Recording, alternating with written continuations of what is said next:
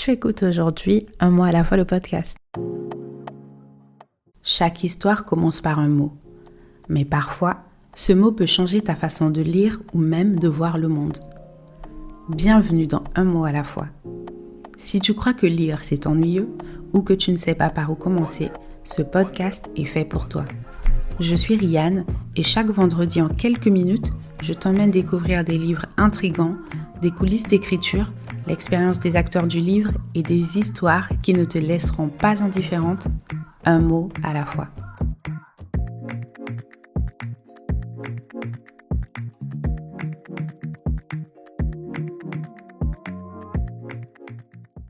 Aujourd'hui, on part sur un épisode un peu spécial. Comme tu l'as vu dans le titre, tu dois déjà t'en douter un peu. Mais voilà, pour te refaire le contexte, si tu me suis sur Instagram, tu sais que j'ai adoré lire Khadija, qui est une romance ado. Et ce que j'ai beaucoup aimé aussi, c'est de pouvoir échanger avec l'autrice en coulisses, de pouvoir me plaindre sur certains personnages, de parler et d'anticiper l'attente de la deuxième partie, parce que c'était un roman en 2 parties. Et donc, si tu aimes tout ce qui est romance adolescente, avec une histoire intense et surtout des personnages qui sortent de l'ordinaire, parce que dans Khadija, on aborde des sujets qu'on n'a pas l'habitude de voir ou de lire, eh bien, tu vas aimer cet épisode. Donc, je te redis, bienvenue dans Un mot à la fois et surtout, bienvenue à Lonilia qui est avec nous aujourd'hui. Comment tu vas, Lonilia ? Coucou, ça va et toi, Rianne ? Très bien, ça va. Donc, Lonilia, je ne l'ai pas dit, c'est l'autrice de Khadija. Avant d'entrer dans le vif du sujet, Lonilia, je voulais te demander, voilà, tu as publié Khadija partie 2 en novembre dernier, si je ne dis pas de bêtises. Comment tu te sens depuis ? Je me sens plutôt bien parce que Khadija, c'est un projet que je nourris et que je fais grandir depuis quand même plusieurs années. J'ai commencé à l'écrire en 2022, je crois, et je l'ai publié... j'ai publié pour la première fois en 2025, en mai, la première partie, et j'ai eu des retours vraiment positifs. Enfin, je m'attendais pas à avoir déjà autant de retours parce que je suis auto-publiée comme toi. Et on va pas se mentir, on fait tout toute seule, du coup, c'est pas... Voilà. On sait pas... on peut pas garantir les résultats, quoi. Et du coup, j'ai eu des retours positifs à partir de mai. Ça m'a grave motivée pour continuer à travailler dessus pour à travailler sur la deuxième partie pour novembre. Et depuis que c'est sorti en novembre, je suis un peu plus soulagée parce que je me dis, ok, Khadija, c'est presque fini. Je dis presque parce que du coup, je travaille aussi sur... Là, en ce moment, je travaille sur la version reliée avec des chapitres bonus et tout. Du coup, c'est pas totalement terminé, mais je me dis qu'au moins, j'avance. Et une fois que j'aurai sorti la version reliée, vraiment, je serai en mode, ok, c'est bon. Khadija, c'est un chapitre de ma vie, c'est terminé, finito pipo, je peux passer à autre chose. Mais voilà, je me sens soulagée, mais en même temps pas trop, parce que c'est pas totalement fini, quoi. Attends, il y a une version reliée, là ? J'étais pas au courant. Ouais. Waouh, mais trop bien, trop bien, trop bien. Ok, il y a plein de choses, donc oui, je comprends qu'effectivement, ce soit pas tout à fait fini encore. Donc, on est en train de parler de Khadija. Est-ce que tu peux juste nous refaire le pitch de Khadija, de quoi ça parle ? Alors Khadija, du coup, c'est une histoire d'amour qui se passe dans un lycée. C'est entre une jeune fille noire et grosse, parce que c'était important pour moi de représenter déjà les femmes noires dans les romances. Et en plus de ça, les femmes grosses, enfin les deux combinées, parce que parfois on a femme noire, parfois on a femme grosse, mais on n'a pas genre les deux ensemble. Et du coup, pour te la refaire, parce que je me suis éparpillée, Khadija, donc c'est l'histoire de cette jeune fille qui, quand elle était plus jeune, elle se faisait harceler en primaire en raison de sa couleur de peau, en raison de son poids et parce que les enfants sont tout simplement méchants et bêtes. Et des années plus tard, dans une gare, elle se fait un peu aborder par un mec vraiment très très chelou. Sauf que, elle a un peu l'habitude, mais cette fois, genre le mec il est vraiment très très insistant. Et donc elle cherche par tous les moyens de se sortir de ce pétrin. Et là, évidemment, qui est-ce qui débarque au bon moment ? C'est Mathieu de la primaire, donc un de ses anciens harceleurs, qui est aussi son camarade de lycée, mais ils sont au lycée ensemble depuis cette année-là. Et en fait, ils se parlent pas du tout. Du coup, voilà, il joue un peu le rôle de chevalier servant ce soir-là. Et au fil des soirées, il vient toujours soutenir Khadija à la gare parce qu'il lui cache un petit quelque chose qu'on découvre en lisant le livre, quoi. Tout simplement. Ok, merci. J'espère que déjà ce résumé-là, ça vous donne envie de lire Khadija. J'espère aussi, parce que je me suis éparpillée. J'espère aussi. Du coup, challenge. Si tu devais résumer le livre en une phrase ou en une émotion, tu dirais quoi? Allez, une phrase ou une émotion. Ah, euh, waouh. Toi aussi, tu poses des questions.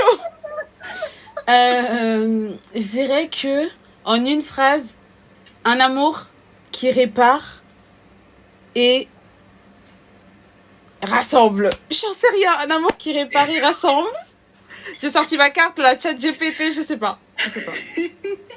Ok, ok. Bah, j'espère que ça vous donne envie, les personnes qui nous écoutent, hein, un amour qui... Ok, sans commentaire. Est-ce que... J'ai fait de mon mieux. Toi aussi, t'es là, tu poses des questions. Tu nous prépares même pas. Attends, mais madame. Bon, une émotion, genre, tu veux... Non, je te demanderai ça après. C'est pas grave, continuons. Du coup, ok, on a parlé de Khadija et tout un peu. Je voulais qu'on se penche un peu plus sur l'écriture, notamment explorer ton univers d'écriture et aussi le lien avec ta vie. Comment est née ton envie d'écrire? Je pense que ça remonte au collège. C'était à l'époque où, bah, tu sais, sur Skyrock, moi j'étais vraiment sur Skyrock de base, après il y a eu Wattpad, mais sur Skyrock il y avait plein de fanfictions sur plein d'artistes, quoi. Et j'adorais lire les fanfictions sur Justin Bieber, les One Direction, etc. Et un jour, une copine à moi au collège s'est mise à écrire sa propre fanfiction sur les One Direction, et je me suis dit, mais attends, c'est trop fun d'écrire. Et je crois que c'est comme ça que j'ai commencé à écrire. J'ai commencé de base, ma première histoire c'était pas du tout une fanfiction, c'était une histoire un peu rocambolesque, catastrophique. Et je la faisais lire à mes camarades du coup à la cantine, et à chaque fois mes copines elles voulaient avoir la suite, et je me suis dit bah en vrai autant partager avec d'autres personnes. Et après je me suis inscrite sur Skyrock une première fois et ensuite sur Wattpad. Ok. Et du coup, à l'époque, t'étais ado, t'écrivais déjà ado ou c'est venu un peu plus tard? Ouais.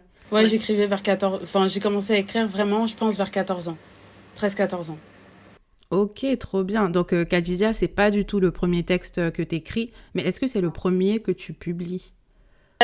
Non, pas du tout. Khadija, c'est pas du tout le premier livre que je publie. Parce qu'en fait, en 2021, je traversais une phase un peu compliquée de ma vie. Et je disais à ma psy, en gros, que je me sentais un peu au bout du Rolls et inutile. Et elle m'a dit, en gros, bah, ma belle, t'es là, tu te plains, mais tu fais rien. T'es là comme une larve dans ton canapé, bouge-toi. Donc je me suis dit, bah, je vais reprendre cette histoire que j'ai écrite sur Wattpad. Je vais la corriger, modifier le texte, le retravailler, etc. Et je vais m'auto-publier.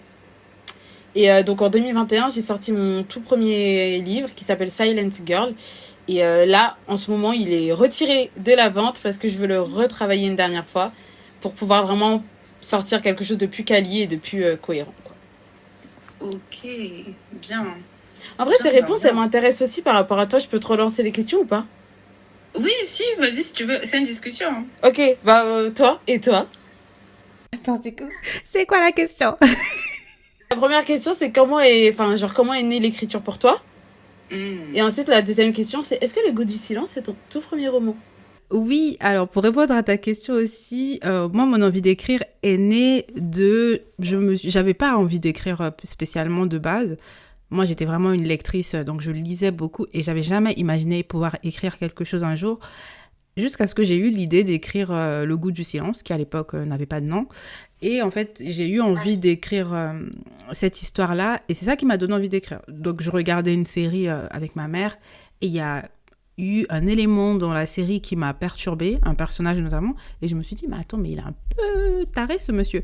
Donc j'ai voulu écrire l'histoire de ce monsieur, genre si j'allais beaucoup plus loin que ce qui s'était passé dans l'épisode. Et c'est comme ça, je me suis dit, bah, si t'as envie de comprendre ce personnage-là, écris-le. Et c'est parti de là.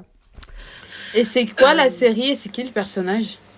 Je peux pas trop dire le personnage parce que je spoil le livre, mais en gros la série c'était Esprit criminel. J'ai l'impression que je dis ça tout le temps, partout. Et j'ai même converti des gens à lire Esprit criminel à cause de ça. Ah ouais, mais c'est trop bien. Ouais. C'était Esprit criminel et c'était... Je sais très bien c'est quel épisode, c'est quelle saison. Parce que de base, je regarde même pas Esprit criminel. C'est ma mère qui regardait ça à l'époque. Mais voilà. Je peux pas dire quel épisode c'est parce que ça va spoiler une grosse surprise dans mon roman. Vas-y, dis-le-moi et après tu coupes au montage. Moi, je l'ai lu. Dis-le-moi et tu coupes au montage. Attends. Un peu horrible. Voilà. Mais ok. Je suis contente d'avoir l'info. Et c'était quoi ta deuxième question? C'était... Est-ce que c'est ton premier roman, Le goût du silence? Mais je suppose que... Oui, moi c'est mon tout premier roman. J'ai écrit des textes par le passé, des nouvelles, des bouts de textes que je n'ai jamais réussi à finir. Et lui, c'est vraiment le premier que j'ai terminé jusqu'à la fin. Et j'espère pas le dernier. C'est pas le dernier, on le sait. Ouais. Trop contente pour toi, en tout cas. Félicitations. Merci. Donc tout à l'heure, tu m'avais dit que Khadija, à la base, ce n'était pas une saga, c'était une histoire, un one-shot.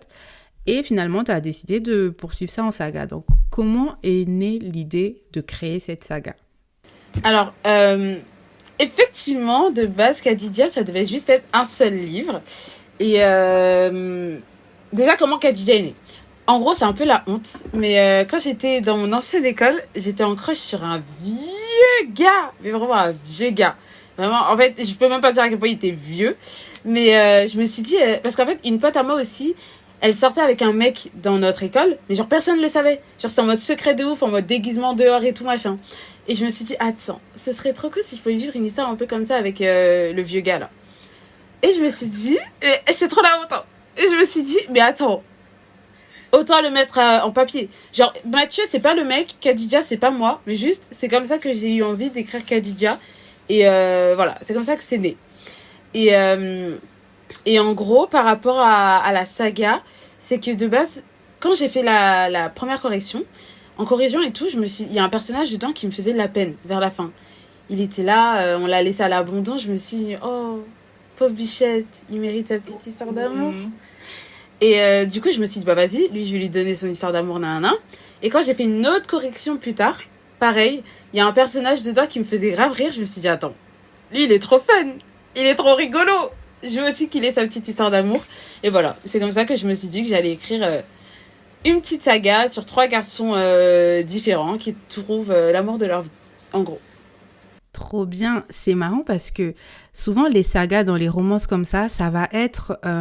bon, bien sûr, il y a souvent les deux points de vue, hein, masculin et féminin, mais souvent ça va être le point de vue féminin qu'on va plus mettre en valeur, tu vois. Là, je trouve ça intéressant que tu dises, je me suis dit, je vais écrire 3 histoires sur 3 garçons, alors que d'habitude, les autres autoristes, ils vont dire, voilà, j'ai voulu écrire 3 filles, ça peut être par exemple dans un groupe d'amis, etc. Donc je trouve ça hyper intéressant que tu aies choisi cette focale-là. Et qu'est-ce que j'allais dire? On va pas vous dire ici, les gars. Tu as déjà dit c'est qui le prochain roman ou pas? Le prochain, oui, j'ai dit. Le prochain, j'ai dit.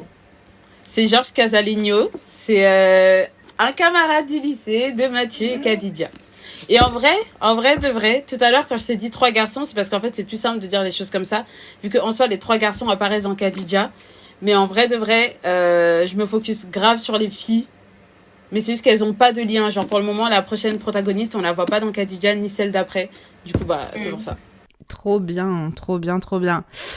Georges, là, je suis désolée, hein, mais moi, il m'a énervé. Il m'a trop énervé. Mais je vais spoiler, là. mais parle. Je vais couper au montage. Il est quand même... Bah, il était fâché. Il était jeune. Genre, c'est mon combat. Hein. Je vais au front pour lui, en fait. Ah non, moi, il m'a énervé. Et Khadija, elle aussi, elle m'a énervé. Je me dis tout. En fait... Pourquoi ils vont tous s'énerver? Est-ce que Mathieu t'a énervé? Bah oui. Oui. Pourquoi t'as pas ouvert ta bouche? Non, après, c'est celui qui m'a le moins énervé. Parce que je me dis, ça a été ça, sa faute et tout. Mais vas-y, Khadija aussi, elle m'a trop saoulée. Et Georges, là aussi, il a... Georges, t'as pas la vision. Moi, je sais que mon fils, il a un bon fond. C'est un bébé, c'est un amour, je sais, tu vois. J'espère qu'il y a un règlement de compte dans le... Je te dis. Moi, je te dis pas. Tu verras. Bref, en tout cas, moi, j'ai pas eu pitié de lui. Ah non. Je suis désolée pour toi, mais j'espère qu'il va se racheter dans la suite, là. Mais en fait, je comprends pas comment tu veux qu'il... Tu sais qu'il y a une seule personne, parce que vous tous vous avez détesté Georges, il y a une seule personne, ou peut-être 2 qui m'ont dit qu'elles aimaient Georges parce qu'elles avaient la vision. Vous voulez pas l'avoir, la vision? Mais Non, t'inquiète. non. Mais pourquoi? Non. Bah oui, Je ne fais pas. I'm sorry, but no. C'est hilarant. C'est vraiment hilarant. Défends ton enfant comme tu veux. De toute façon, dans son tome, tu vas avoir la vision. Parce que je sais que mon chouchou des nanas, c'est mon fils. C'est ma progéniture. Moi, je l'aime trop. Je pense, genre, c'est mon préféré. C'est l'amour de ma vie. Une autre question aussi, c'était comment est-ce que tu construis tes personnages? Ouais, bah, bonne question. Très bonne question. Bah, en tout cas, je m'inspire de tout ce qui m'entoure. Déjà, je m'inspire de moi, pour commencer. Je mets une partie de moi dans chacun de mes personnages. On a des goûts similaires, on a des façons de réagir, que ce soit la fille ou le garçon, des façons de réagir de la même manière. Et ensuite, je m'inspire de personnages que j'ai pu apprécier en lisant, en regardant une série, ou même de gens de mon entourage. Par exemple, je sais qu'il y a une héroïne que j'ai envie de faire très maladroite, etc., parce que ma sœur, elle tombe tout le temps. Donc, c'est un peu comme ça que je construis leur personnalité, leur façon d'être. Et je tiens une sorte de petit tableau dans lequel je note tout ce qui pourrait être sympa. Ça, je l'utilise, ça, je l'utilise pas. Mais voilà, tout ce qui pourrait être sympa pour faire leur personnalité, quoi. Ok, intéressant. Pas mal. On s'inspire pas mal de la vie réelle aussi, même si on ne fait pas des copies-collées de nos proches. Ouais. Parce qu'il faut éviter les problèmes. Exactement. Mais très bien. Est-ce que pendant l'écriture, il y a un personnage qui t'a surpris? Genre pendant que t'écrivais, t'as été surprise par un personnage que t'avais défini auparavant et qui a peut-être dévié de ta trajectoire première.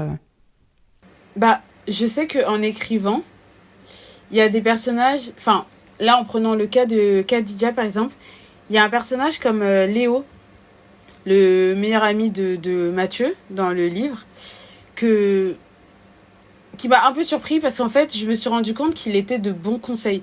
De base, tu sais, je l'avais écrit comme ça en mode, bon, il est là pour remplir, voilà, les petites conversations, voilà. Et au bout d'un moment, bah, plus j'écrivais, plus j'avais donné cette petite personnalité de mec qui est juste là pour conseiller. Qui conseille bien ou qui conseille mal, il est juste là pour conseiller. Et voilà, il m'a plutôt surprise positivement sur ça. Et sinon, il y a aussi Théo, le frère de Caddy. En corrigeant et en repassant plusieurs fois sur mon texte, je me suis dit, attends, lui, j'aime bien sa manière de penser, j'aime bien sa manière d'être...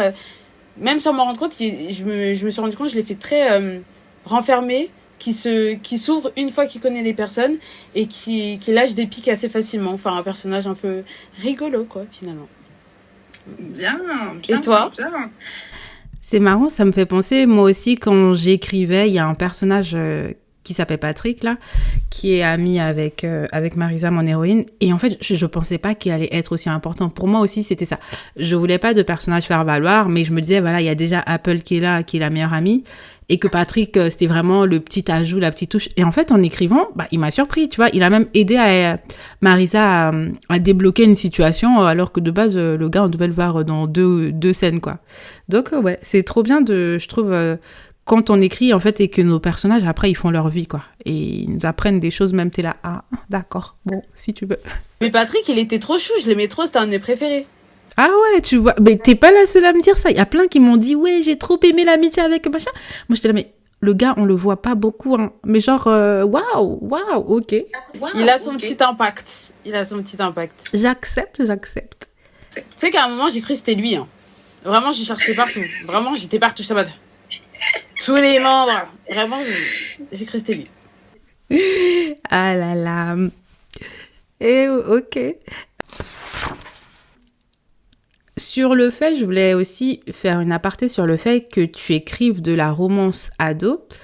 Qu'est-ce qui te plaît autant dans ce genre en particulier, ce segment de la romance? Qu'est-ce qui te plaît dans cet univers? Ma réponse, ça va être assez bancale. Mais ce qui me plaît, c'est la facilité. Dans le sens où je connais le lycée, j'ai été au lycée.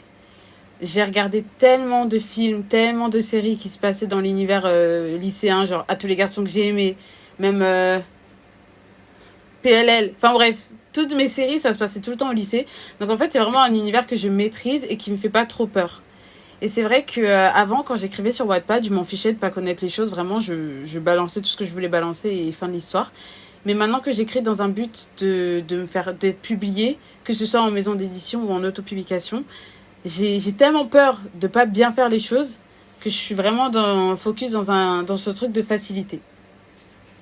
Mais là, c'est que pour Khadija, parce que bien sûr, les autres, on sera en études sup et après, on sera dans la vie adulte, tu vois. Donc, voilà, ça évolue. Ok. Mais du coup, tu dis, voilà, c'est quand même la facilité pour toi parce que ce sont des choses que tu connais, des codes que tu maîtrises. Mais est-ce qu'il y a quand même, si on parle de la romance de manière générale, pour nos auditeurs, hein, parce que moi, en général, je parle beaucoup plus de thriller et polar ici que de romance, même s'ils savent que je lis beaucoup de romances. Est-ce que tu penses que la romance, de manière générale, c'est un genre qui est plus difficile qu'il n'y paraît? Oui, franchement, oui, parce que en vrai, quand tu lis ou quand tu lis de la romance, t'as l'impression que c'est, voilà, juste une petite histoire d'amour, comme ça, c'est pas trop compliqué, tout le monde peut faire ça. Mais en fait, quand tu regardes bien, quand tu lis de la romance ou même quand t'en écris, tu t'en rends compte, faut travailler déjà l'aspect romantique, parce que c'est pas facile forcément de décrire l'amour. Faut travailler aussi l'aspect psychologique des romances, parce que c'est pas juste bim, on se rend compte, on tombe amoureux. Faut développer toute une relation, faut développer toute une dynamique, faut développer des dialogues, des centres d'intérêt. Enfin, faut développer tout un tas de choses. Et en fait, ça reste un travail de fond pour en extraire quelque chose de beau et de bien, quoi. C'est pas, ça a l'air gentillet comme ça, mais ça l'est pas totalement, quoi. C'est tout un travail derrière. Ok, intéressant. Et du coup, qu'est-ce qui fait, selon toi, une bonne romance? Pour toi, quels ingrédients pourraient composer une bonne romance? Déjà, il y a l'aspect émotionnel. C'est-à-dire que faut vraiment qu'il y ait il y a ce lien entre les personnages qu'on peut pas nier. Faut pas que ça aille trop vite, déjà. Parce que si ça va trop vite, t'as l'impression que c'est rushé, c'est un peu, voilà. Enfin, en tout cas, pour ma part, hein, je parle vraiment à titre personnel. Moi, ce que j'aime, c'est quand les histoires, elles ne vont pas trop vite, mais faut pas qu'elles s'éternisent non plus, aussi. Et il y a vraiment cet aspect émotionnel, cet aspect où on sent qu'ils sont là pour une raison, on sent qu'ils sont meant to be. Et bien sûr, les grandes déclarations d'amour, ça fait une belle romance. Ça fait vraiment, tu sais, le genre de truc qui te fait kicker des feats, qui te fait surligner ton livre, qui te fait crier. C'est ça qu'on aime.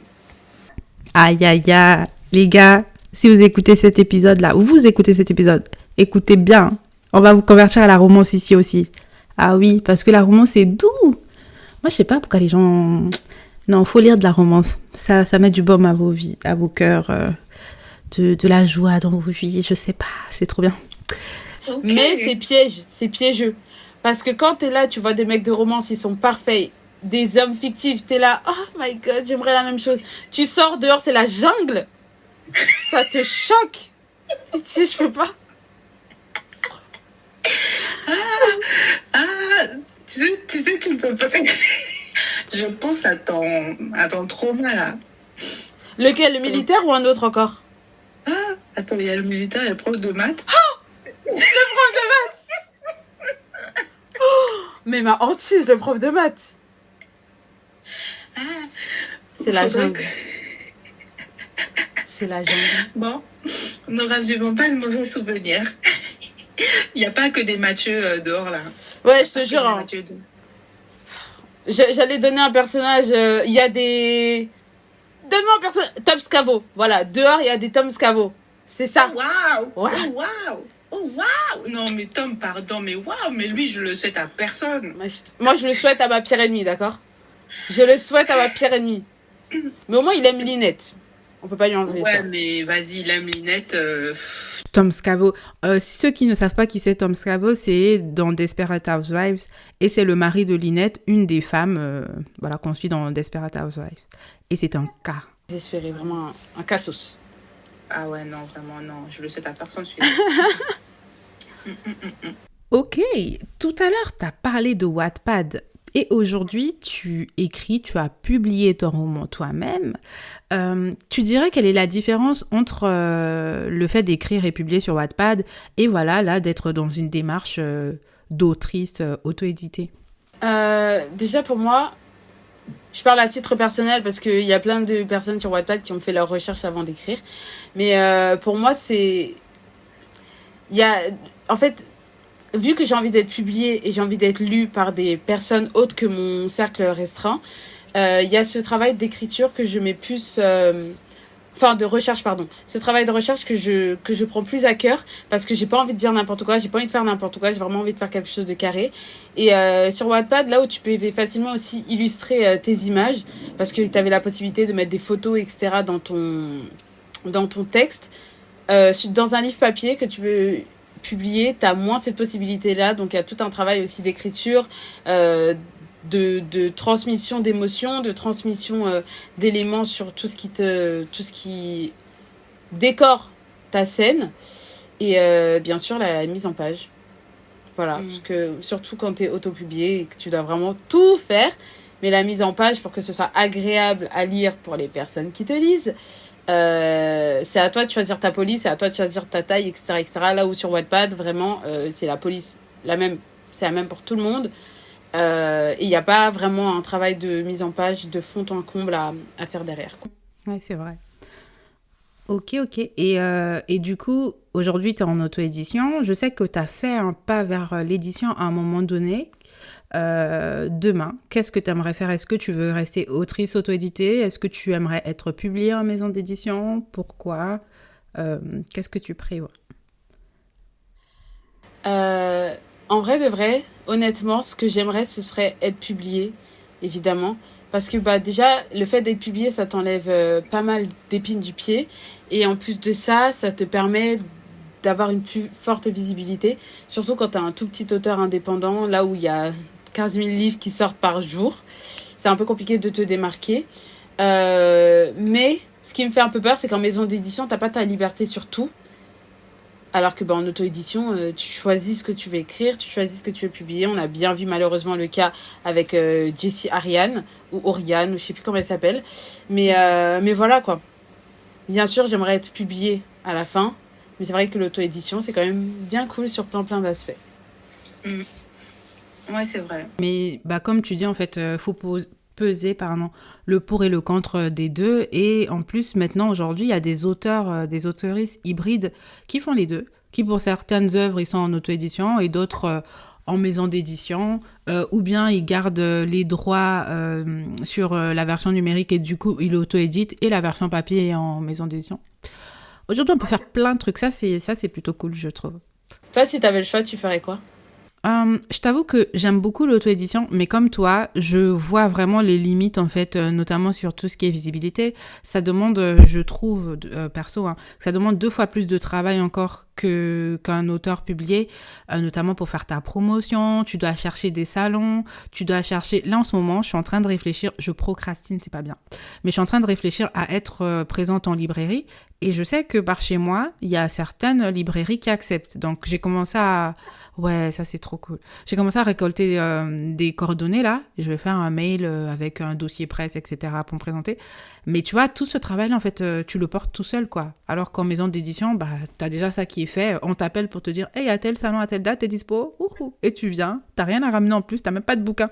Là, je suis en salon samedi, là, sur Paris. Je suis en train de faire mon sac. Je suis en train de voir les bouquins que je veux ramener et tout, machin. Donc, c'est cardio, hein. C'est vraiment cardio.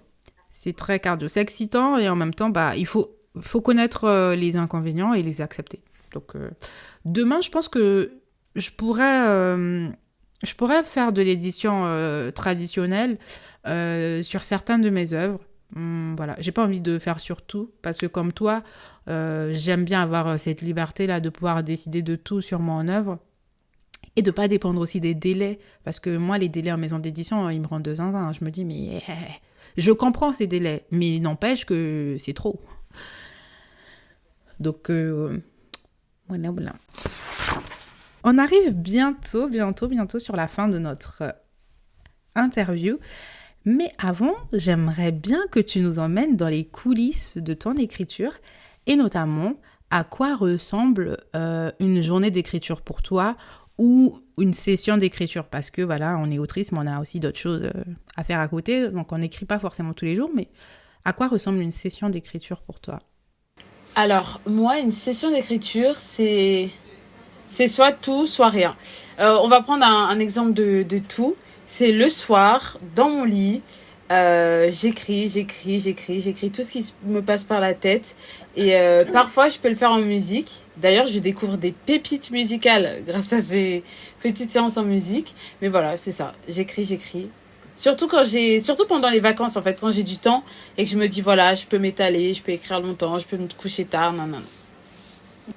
Ok. Et du coup, toi, tu vas être plutôt, t'improvises ou t'as un plan?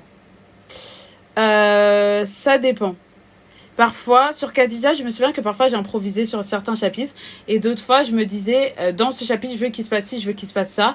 Donc, je le notais et à chaque fois qu'il y avait une chose que j'arrivais à caler dans mon texte, je la surlignais pour bien me faire comprendre où est-ce que j'avançais sur mon petit plan. Voilà. Ok. Et toi? Moi, je t'avoue, je suis Madame Plan. J'ai d'ailleurs mon plan qui me regarde à côté, là. Mais après, j'écris, en général, toujours, ce que je dois aborder dans le chapitre, sans forcément mettre dans les détails. Et après, en fait, une fois que, parfois, ça va être un mot ou une phrase, et une fois que je suis en train d'écrire, le reste va me venir selon l'inspi, quoi. Mais j'aime bien avoir un plan, parce que j'ai essayé sans plan, déjà, it's not my thing, ça me réussit pas. J'arrive pas. En vrai, je comprends, quand j'écrivais sur Wattpad, je faisais souvent des plans. Et je pense que je vais m'y remettre, parce que j'avoue que je procrastine un peu là, le petit tome 2. Donc je pense que le plan, ça va m'aider. C'est une très bonne idée. Ça structure. Ouais, exactement. Quel est pour toi le moment le plus difficile dans l'écriture d'un roman? Je pense que c'est le moment où tu prends ton ordi et que tu te mets à écrire. Dès que tu prends ton ordi et que tu mets... Excusez-moi. Tu prends ton ordi et tu te mets à taper sur ta première phrase. Faut que tu saches quoi dire, faut que tu saches comment avancer, faut que tu... Si. Et c'est un peu compliqué. Tu penses aussi? Ouais, oui. Moi, je procrastine. Une fois que t'es dedans, c'est bon, ça glisse. Parfois, je me surprends. Mais pour commencer, comment je procrastine? La feuille, elle peut être blanche, ouverte devant moi, là. Je vais faire autre chose. Je sais pas, c'est trop dur. C'est horrible. Surtout quand il y a une distraction à côté, genre ton téléphone, un truc comme ça. Tu sais, la moindre excuse est bonne pour te dire, oh, c'est bon, j'ai fait une phrase. Prenons mon téléphone, qu'est-ce qui se dit ailleurs? Exactement. Trop vrai. Est-ce qu'il y a une scène dans Khadija, partie 1, partie 2, que tu as adoré écrire? Je pense que c'est la rupture, voilà, de deux personnages. Parce que déjà, de base, quand je l'avais écrite, avant de la re-corriger une dernière fois, c'était pas aussi intense, on va dire. Parce que là, carrément, j'ai fait pleurer le mec. Enfin, les deux ont pleuré, mais le mec, il pleurait pas de base dans mon histoire, enfin, dans mes souvenirs. Et vraiment, je me souviens qu'en lisant, j'avais mal au ventre, j'étais super triste. Parce que je me suis dit, mais waouh, mes bébés. Donc vraiment, j'ai adoré cette scène-là. Enfin, j'aime bien quand c'est triste et dramatique, en fait. Tout comme moi, j'aime bien quand ils souffrent, donc c'est la même chose. On est d'accord. Très bien. On se comprend. Toi, c'était quoi la scène que t'as préféré écrire et celle que t'as détesté aussi écrire? La scène que j'ai préféré écrire... Je crois que c'est la scène de... Pardon. C'est vrai que j'avais jamais réfléchi à ça. Je crois que c'est la scène de confrontation. En fait, il y a beaucoup de scènes que j'ai vraiment adoré écrire, mais celle-là, c'est celle qui me revient là tout de suite. C'est la scène de confrontation vraiment entre Marisa et la personne qui la harcèle. Oh, c'était intense. Et après, comment la tension monte crescendo, là, j'ai trop kiffé. Parce qu'en plus, comme j'alterne... En fait, j'ai tellement aimé l'écrire, et j'espère que les personnes aussi, quand ils l'ont lu, ils ont ressenti, alterner, en fait, les moments de stress, là, quand elle était avec lui, là, et les scènes avec d'autres personnages, parce qu'en même temps, en simultané, on suit d'autres persos, je vais pas dire qui, mais j'ai bien aimé, surtout le moment où il y a son père qui essaie de, faire des trucs et tout. Et que elle est avec le taré là. J'ai bien aimé cette partie. Et celle qui a été la plus difficile, est-ce qu'il y a une... Ah oui, que j'ai moins aimé écrire. Je pense que c'est... En fait, en ce moment, comme je suis en train d'écrire le tome 2, là, c'est dur de me souvenir de l'écriture du tome 1, c'est horrible. Du coup, là, j'ai des trucs du tome 2 qui me viennent en tête. Celle, que j'ai... en fait, on va dire, c'est plutôt une partie, c'est un peu plus au milieu, là. Ou même au début, quand la tension s'installe, je voulais pas qu'on entre tout de suite dans le cœur de l'histoire, mais en même temps, j'avais l'impression que ça traînait aussi, donc ça me saoulait un peu d'écrire les sous-intrigues qu'il y avait autour, là. Ouais, c'est parti là, ça me... Ouais, t'avais vite... Enfin, tu voulais juste aller dans le dur et t'en avais un peu marre des scènes un peu remplissage, quoi. Je comprends. Exactement. Moi aussi, c'était un peu... Moi, c'était surtout sur la correction. Il y avait des scènes, genre par exemple le bal de promo, juste avant que le roi et la reine soient annoncés, là, quand ils se retrouvent dans la cour. Oh là là, je tombe dehors. Ça y est, on est fatigué. Donc après, je comprends. Mais tu sais qu'il faut quand même écrire, mais bon... C'est ça. Ouais. On veut le piment, on veut des êtres Ouais, c'est ça. dans l'action. Exactement. Mais t'en as besoin des scènes un peu remplissage, donc bon. Et du coup, qu'est-ce que tu penses que cette aventure d'écriture t'a appris jusqu'à maintenant, sur toi-même, en tant qu'autrice, mais aussi en tant que femme? Ça m'a appris déjà dans un premier lieu que je pouvais le faire, qu'avec ou sans aide, avec ou sans maison d'édition, je pouvais le faire. Et surtout que je pouvais faire de si belles rencontres. Parce que déjà, on s'est rencontrés toutes les deux grâce à l'écriture, finalement. Grave. Et même, j'ai rencontré tellement de belles âmes, de belles personnes grâce à l'écriture. Et juste, ça m'a appris que si on veut quelque chose, il faut se battre pour l'avoir. Sans parler de méritocratie, tout ça, hein, mais juste si tu veux quelque chose, il faut que tu te battes pour l'avoir. Que tu finiras par l'avoir tôt ou tard. Peu importe son aspect, on va dire. Si je dis ça, c'est parce que moi, de base, je voulais être publiée en maison d'édition. Au final, c'est pas le cas. Je suis auto-publiée. Mais dans tous les cas, je tiens mon livre entre mes mains. Enfin, mes livres entre mes mains. Et ça me rend super fière, quoi. Et voilà, quoi. Béliève, croire en nos rêves. Tout simplement. Yes. Pense tout comme ça. Trop bien. Et du coup, qu'est-ce que tu aimerais que tes lectrices retiennent quand ils lisent Khadija ou même Silent Girl? C'est vrai qu'on n'en parle pas, mais il y en a qui l'ont sûrement lu avant. Qu'est-ce que tu aimerais que les personnes qui te lisent retiennent? J'ai pas fait de promo pour Silent Girl, du coup ça c'est vraiment... On met à côté. Mais, mais pour Khadija, j'aimerais juste que les gens se retiennent que l'amour c'est beau, que c'est important d'aimer et que peu importe qui tu es, peu importe à quoi tu ressembles, peu importe ton comportement, enfin tes traumas, etc., tu mérites d'être aimé et qu'un jour, tôt ou tard, tu trouveras l'amour. Et j'espère que c'est ce que les personnes qui ont pu lire mon livre ont pu ressentir, qu'ils ont pu ressentir cet amour qu'ils partagent, Mathieu et Khadija, qu'ils ont pu ressentir cette tristesse aussi, ce besoin de se faire pardonner, cette peur de pardonner, etc. Enfin bref, qu'ils ont pu tout ressentir exactement comme moi, ou même mieux que moi j'ai pu ressentir en écrivant. Enfin voilà. Very well. Très bien. Merci beaucoup. Je voulais tester quelque chose avec toi. Ouais. C'est que j'aimerais introduire un nouveau concept sur le podcast et notamment moi je le fais déjà, mais voilà, notamment pour mes invités, ce sont les recommandations d'autrices ou d'auteurs. Donc l'idée, c'est de partager tes propres lectures en tant qu'autrice ou bien en tant que lectrice, parce que voilà, avant d'être autrice, t'es lectrice aussi. Est-ce qu'il y a une romance que tu recommanderais, à part Khadija, à nos auditeurs? Alors, là, en ce moment, je suis en train de lire les Seasons de Morgane Moncomble. Et alors que tout le monde m'avait dit que ce tome, celui dont je vais parler, c'était le moins bien et celui qui plaisait le moins, c'est mon préféré pour le moment. C'est le tome 2, littéralement. C'est Un hiver pour te résister de Morgane Moncomble. Il est incroyable. L'histoire d'amour entre les personnages est magnifique. la manière dont le handicap, les traumas, etc. Bref, comment tout ça les lie et fait d'eux un couple si puissant, c'est juste magnifique. Et cette passion commune aussi qu'ils ont.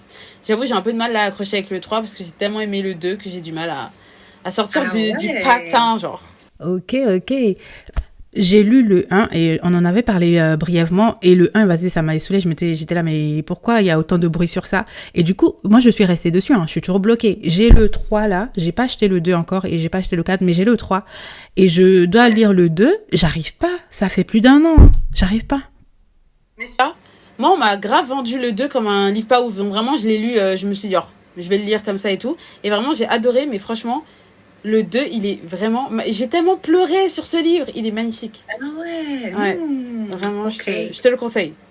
Et si on a été d'accord sur le 1, parce que vas-y, on se sait, si on a été d'accord sur le 1, il y a peut-être des chances qu'on soit d'accord sur le 2. Ok. Tu me diras. Tu me chauffes là, ok. Et toi, c'est quoi ta lecture du moment? C'est quoi ta lecture du moment? Bah là, avec le club de lecture, on doit commencer. En ce moment, j'ai commencé un livre là que je lis dans le bus, mais vas-y, pour l'instant, ça m'emballe pas trop. C'est un Valentin Musso, c'est une sorte de polar. J'ai oublié le titre. Bon, c'est dans mon sac quelque part là-bas. Guillaume Musso? Valentin, c'est son frère. Valentin Musso. Ouais, c'est son petit frère qui est moins connu que lui. Mais franchement, j'ai lu 1 ou 2 livres de lui et moi, j'ai bien aimé. Et il est plus ambiance policier, polar et tout ça. Ah, bah, c'est ton délire. Ouais, exactement. Et avec le club de lecture, là, on doit commencer à lire... Mince, on a voté avant-hier, là. En plus, j'ai déjà oublié le titre. Oh là là, la honte, quoi. Comme toi, de Lisa Jewell. Voilà, que je dois commencer à lire. Pareil, c'est un polar. Et en romance, non, en ce moment, je lis rien. Je lis rien en romance en ce moment. Je fais une pause, parce que j'ai enchaîné. Depuis le mois de janvier, je lis que des romances. J'ai lu une quinzaine de romances. C'est laquelle t'as préférée? Qu'est-ce que j'ai bien aimé là dernièrement? Dernièrement, j'ai été agréablement surprise. C'est une autrice auto-éditée, Johanna von Hoff. J'écorche sûrement son nom. Et j'ai beaucoup aimé. Elle a créé une saga, mais le travail... Non, je t'enverrai. Le travail derrière, maman, c'est trop bien.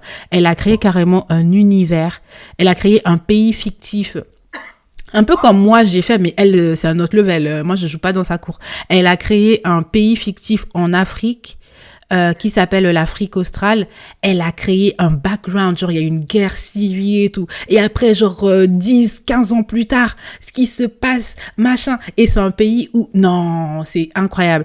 Et en plus, tu peux avoir tout ça. Elle a mis toute l'histoire de son univers sur son site. Je vais t'envoyer. J'aime trop. Elle m'a beaucoup inspirée. Et du coup, j'ai lu le premier tome de sa saga. C'est Johann von Hoff. Et le premier tome, c'est Promesse du bout du monde. Ok. Et j'ai adoré. C'est Age Gap avec Frenemies, genre Friends to Lover, Trauma, couple mixte, plein de trucs bien. Elle est vraiment auto-publiée? Ouais, elle est trop forte. Mais elle a 15 200 livres. T'as vu? Elle écrit à une vitesse. Elle a plus d'une 20aine de livres à son actif. Et elle est même formatrice aussi. Elle donne des formations pour les auteurs. Elle fait plein de trucs hyper intéressants. J'aime beaucoup. Attends, je m'envoie son profil, comme ça je vais la follow. Mais madame, en fait... Oh, madame. Est-ce que tu as un livre... Tu as un livre à recommander que tu relis souvent? Ou est-ce que tu es du genre à relire même? Parce que tout le monde ne le fait pas. C'est ça la question. Je relis pas les livres. En vrai, si. Il y a un livre que j'ai relu, entre guillemets, mais juste je relisais mes passages préférés. C'est le Off Campus tome 2, The Mistake, de L. Kennedy. J'avoue que tous mes passages préférés sont... Et tous les matins, je me réveille, je les relisais. Mais sinon, je suis pas du tout du genre à relire. Je suis plus du genre à revoir des séries, quoi. Ok. Toi, tu relis souvent? Ouais. Ça dépend. Parfois, je fais des fixations. Même les séries, hein. Enfin, ma série préférée, ça m'a fait ça. J'ai fait une fixation, là, j'ai revu, genre j'ai terminé, j'ai recommencé. C'est un drama coréen et c'est Itaewon Class. C'est un truc un peu de geek. Quand je dis à tout le monde que c'est mon drama préféré, on me regarde en mode mais qu'est-ce que tu racontes toi là? C'est pas... Mais moi j'adore. Et en livre, ouais, ça me fait ça aussi. Mon tout premier Morgane Moncombe, par exemple, c'est Viens, on s'aime. C'est son premier roman, si je dis pas de bêtises. Je l'ai relu au moins 4 fois. Ah ouais, j'ai tellement aimé. Il y a plein de livres que je relis. Tout comme mon livre... Bon, je disais que c'était mon livre préféré. Je sais plus si c'est toujours mon livre préféré. Vu que j'ai jamais voulu le relire pour pas gâcher la magie, il est juste derrière moi là. C'est la saga Millennium. Je l'ai lu une fois. Ça m'a... C'était trop bien que j'ai jamais pu le relire parce que j'ai peur de gâcher ce que j'ai vécu. C'était en 2018. Ça date. T'as raison, c'est trop dangereux. Ouais. Je comprends. Et est-ce qu'il y a un livre qui t'a donné envie d'écrire? Bah, moi, c'était pas un livre en soi qui m'a donné envie d'écrire. C'est vraiment les fanfictions. Je voulais trop écrire des histoires, moi aussi, avec mes chanteurs préférés. Et puis, ma copine du collège qui écrivait aussi. Je me suis dit, mais c'est marrant, en fait. Moi aussi, je veux inventer des histoires. Moi aussi, je veux faire voyager les gens. Je veux les toucher avec des mots, quoi, finalement. Yes. Merci. Et toi, il y en avait un de t'être écouté, hein, parce que tu nous as bien touchés. Attends. Toi, il y en avait un des livres qui t'a donné envie d'écrire? Pas plus que ça. Comme je t'ai dit, moi, l'écriture, c'était pas quelque chose dont je rêvais avant. Et quand j'ai décidé d'écrire, bon, il y a des livres qui m'ont inspirée, hein. Bien sûr, il y a des choses, des éléments que j'ai vus, je me suis dit, ah ouais, ça pourrait être intéressant et tout. Mais de proprement parler comme ça, il n'y a pas un livre qui m'a dit, ah ouais, je veux écrire. Non. Non.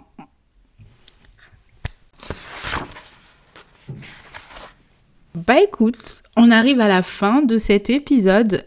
Quand vous nous écouterez, j'aurai sûrement fait le montage de l'épisode, donc j'aurai coupé des parties, mais juste à titre d'info, à l'heure où on enregistre, on est presque à 1 heure d'enregistrement.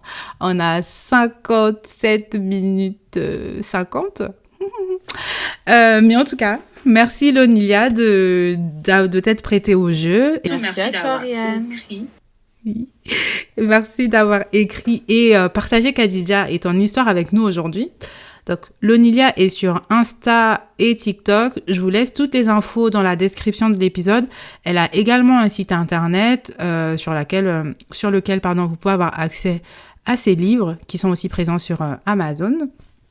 Et puis, je vous invite à aller la soutenir, à lire Khadija pour qu'on en parle parce que franchement, ça fait un moment que je l'ai lu déjà, mais voilà, ça m'anime toujours. Donc, lisons ensemble et partagez. Et puis, vous pouvez aussi lui laisser un petit mot gentil. Toujours gentil. On laisse que des mots gentils.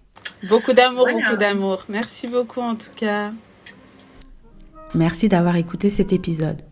Pour soutenir le podcast, abonne-toi et laisse un avis sur ta plateforme d'écoute. Et si tu veux aller plus loin, découvre mon roman et les clubs de lecture. Les liens sont en description. Je te donne rendez-vous vendredi prochain et d'ici là, viens me dire quel livre tu conseillerais au club un mois à la fois. En attendant, prends soin de toi et profite d'un bon livre. Ciao!